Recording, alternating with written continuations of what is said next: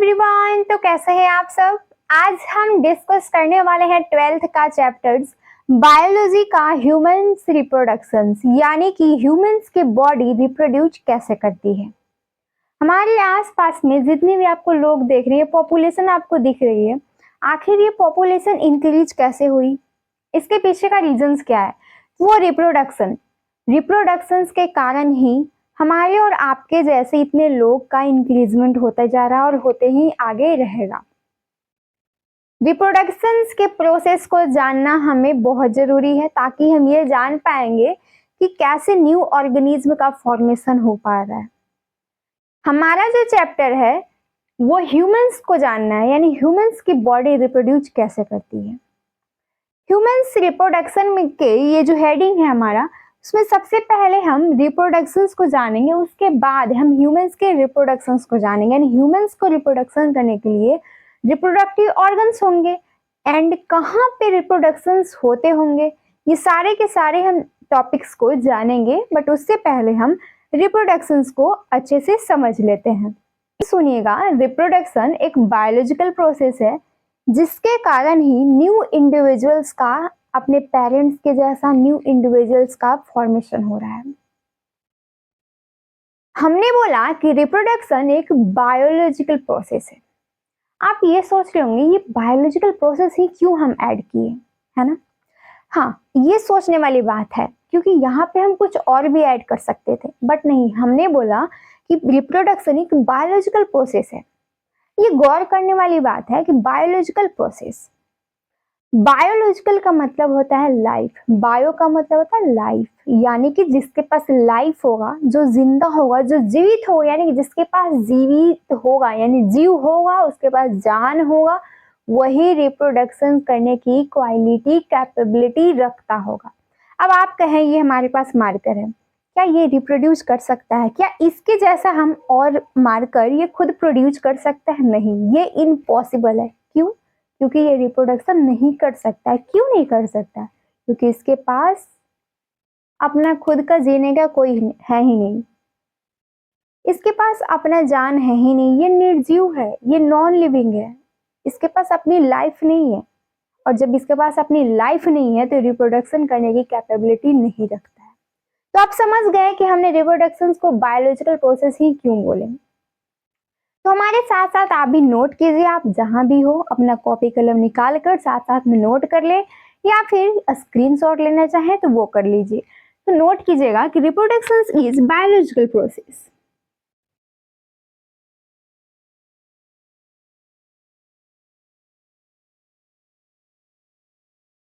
I hope आप सबको clearly visible होगा।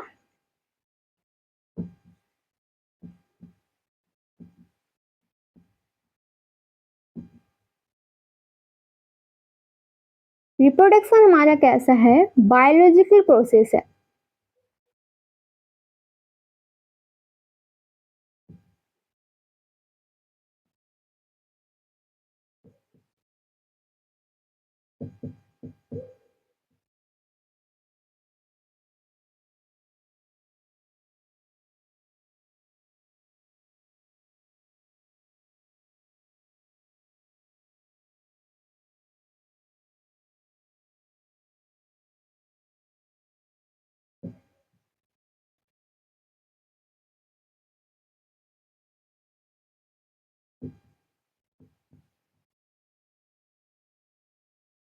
ये डेफिनेशन हम आपको अच्छे से समझा चुके हैं कि रिप्रोडक्शन क्या है। बायोलॉजिकल प्रोसेस है, ये एक बायोलॉजिकल प्रोसेस है जिससे न्यू इंडिविजुअल्स ऑर्गेनिज्म का प्रोडक्शन हो रहा है अपने पेरेंट्स के थ्रू। वो पेरेंट्स से नए ऑर्गेनिज्म का फॉर्मेशन करने के लिए हमें रिप्रोडक्शन करना पड़ेगा। समझ गए? अब आगे जानते हैं। तो रिप्रोडक्शन दो टाइप का होता है, एक को बोलते हैं सेक्सुअल एंड दूसरे को बोलते हैं एसेक्सुअल। साथ में नोट कीजिए कि रिप्रोडक्शन कितने टाइप का है। पहला है asexual, asexual reproduction, and second क्या था? Sexual reproduction.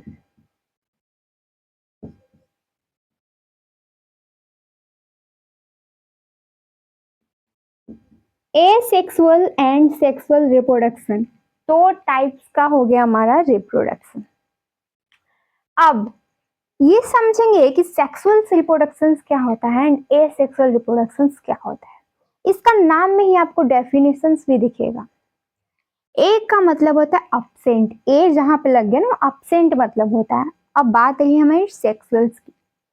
अब सेक्सुअल रिप्रोडक्शंस क्या है और एसेक्सुअल रिप्रोडक्शंस क्या है। सेक्सुअल का मतलब हो गया कि जब भी रिप्रोडक्शंस करना है, रिप्रोडक्शंस करने के लिए गैमीट अगर फ्यूज कर रहे हैं, फर्टिलाइज कर रहे हैं, तो उसे सेक्सुअल बोलेंगे। अगर गैमीट का फ्यूजन्स नहीं हो रहा है तो उसे एसेक्सुअल बोलेंगे। एकदम सा सिंपल सा फंडा, गैमीट है, अगर उस गैमीट का फ्यूजन्स हो रहा है, अगर वो फ्यूजन्स में इन्वॉल्व है तो उसे हम सेक्सुअल बोलेंगे। अगर वो फ्यूजन नहीं कर पा रहे, फॉर्मेशन हो या ना हो उससे मतलब नहीं है, मतलब सिर्फ इतना है कि गैमेट्स का फ्यूजन्स हो, वो मेटिंग करें, वो मेटिंग करें, अगर उनकी मेटिंग में इन्वॉल्वमेंट है तो उसे हम सेक्सुअल रिप्रोडक्शंस में की कैटेगरी में रख देते हैं। और अगर वो रिप्रोडक्शंस एसेक्सुअल होगा तो वो मेटिंग नहीं करेंगे, यानी कि उनकी गैमेट के फ्यूजन्स की इन्वॉल्वमेंट नहीं होगी। तो आप समझ गए कि जिसमें गैमेट फ्यूज करेगा उसे सेक्सुअल बोल देंगे और जिसमें गैमेट फ्यूजन नहीं करेगा उसे एसेक्सुअल बोल देंगे। तो तब तक के लिए आप इतना नोट कर ले, उसके बाद हम फिर से इसको समझेंगे, उसका डेफिनेशंस को नोट करेंगे। तब तक आप ये नोट करें। चलिए, आप नोट कर चुके होंगे तो आप सेक्सुअल एंड एसेक्सुअल के डेफिनेशंस को नोट करने के लिए रेडी हो जाइए। बात करते हैं हम एसेक्सुअल रिप्रोडक्शंस को। समझ तो पहले ही जा चुके हैं हम, अब बस नोट कर लेते हैं ताकि परमानेंट के लिए हमारे पास हमारे दिमाग में छप जाए। एसेक्सुअल क्या बोले कि उसमें गैमेट का इन्वॉल्वमेंट नहीं होगा, यानी डज नॉट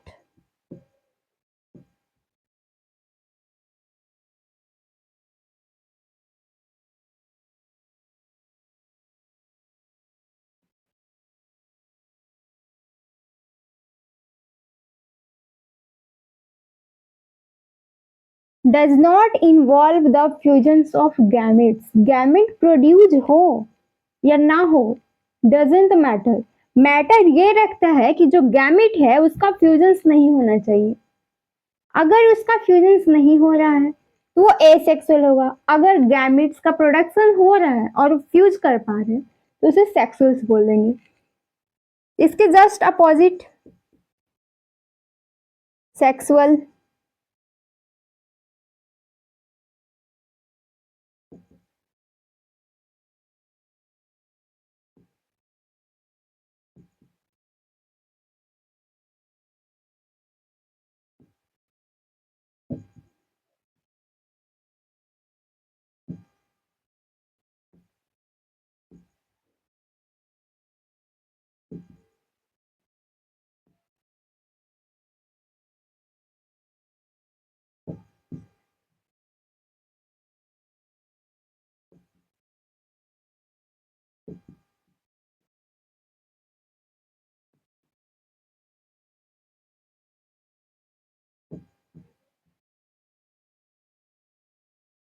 यानी आप समझ गए कि इन्वॉल्वमेंट होगा, फ्यूजन होगी उस गैमेट की, तो उसे हम सेक्सुअल रिप्रोडक्शन में रखेंगे। गैमेट फॉर्म कर रहे हैं और वो गैमेट आपस में फ्यूज कर पा रहे हैं तो वो सेक्सुअल हो गया। अगर गैमेट फॉर्म तो कर पा रहे हैं बट वो मैटिंग नहीं कर पा रहे, फ्यूज नहीं कर पा रहे हैं, तो उसे हम एसेक्सुअल बोल दिए। एसे मतलब सेंट, ठीक है। तो डिफरेंट ऑर्गेनिज्म, दो डिफरेंट गैमेट्स कहाँ से आएंगे, एक मेल गैमेट्स होगा, एक फीमेल गैमेट्स होगा। मेल पार्टनर से male gamete and female partner से फीमेल गैमेट होगा। उसके बाद फ्यूजन्स होंगे तो हमें दो ऑर्गेनिज्म की नीड होगी।